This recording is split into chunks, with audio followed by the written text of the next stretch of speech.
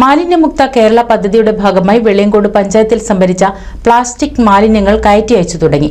ഹരിതകർമ്മ സേന പ്രവർത്തകർ സംഭരിച്ച മാലിന്യമാണ് ഇന്നലെ മുതൽ ക്ലീനിംഗ് കേരള അധികൃതർ വിവിധ ആവശ്യങ്ങൾക്കായി കൊണ്ടുപോകുന്നത്.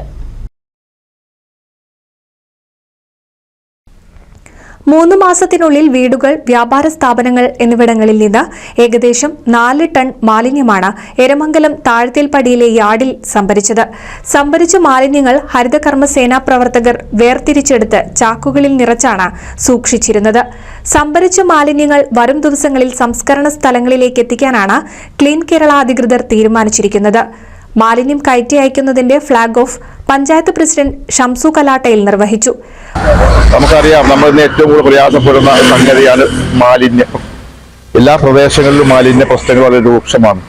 നമ്മുടെ പഞ്ചായത്തില് മാലിന്യമുക്ത പഞ്ചായത്താക്കുന്നതിന് വേണ്ടിയുള്ള പ്രവർത്തനങ്ങളൊക്കെ ശക്തമായി നടന്നുകൊണ്ടിരിക്കുകയാണ്. ഹരിതകർമ്മസേനയുടെ പ്രിയപ്പെട്ട സഹപ്രവർത്തകർ, അതിലൊക്കെ മെമ്പർമാരൊക്കെ വളരെ സജീവമായി കൂടി തന്നെയാണ് ഈ പ്രവർത്തനത്തിൽ മുന്നിട്ട് അറിയിക്കുന്നത്. ഗ്രാമപഞ്ചായത്ത് ഭരണസമിതിയും എല്ലാം മുന്നിട്ട് അറിയിക്കുകയാണ്. ഒപ്പം തന്നെ നാട്ടിലെ മുഴുവൻ കച്ചവട സ്ഥാപനങ്ങളും എല്ലാ നല്ലവരായ നാട്ടുകാരുടെയും പരിപൂർണ്ണ സഹകരണം ഉണ്ടെങ്കിൽ മാത്രമാണ് സർക്കാർ ലക്ഷ്യം വെക്കുന്ന നമ്മുടെ നാടിനെ മാലിന്യമുക്തമാക്കുന്ന ആ മഹത്തായ പദ്ധതി, ആ മഹത്തായ കർമ്മത്തിലേക്ക് എത്തണമെങ്കിൽ മുഴുവൻ ജനങ്ങളിൽ പിന്തുണ ഉണ്ടായിരിക്കണം. വൈസ് പ്രസിഡന്റ് ഫൗസിയ വടക്കേപ്പുറത്ത് അധ്യക്ഷത വഹിച്ചു.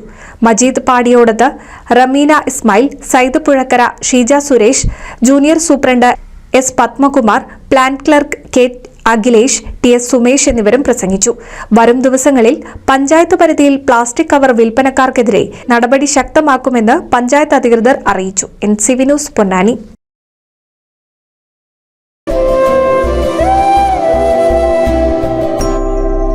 കണ്ടില്ലേ, കാഴ്ചകൾ പലത്, ആവശ്യങ്ങൾ പലത്. എന്നും നിങ്ങൾക്ക് താങ്ങായി റിലയന്റ് ക്രെഡിറ്റ്സ്. പണയം വെക്കുന്നത് സ്വർണമാണ്, അഭിമാനമല്ല.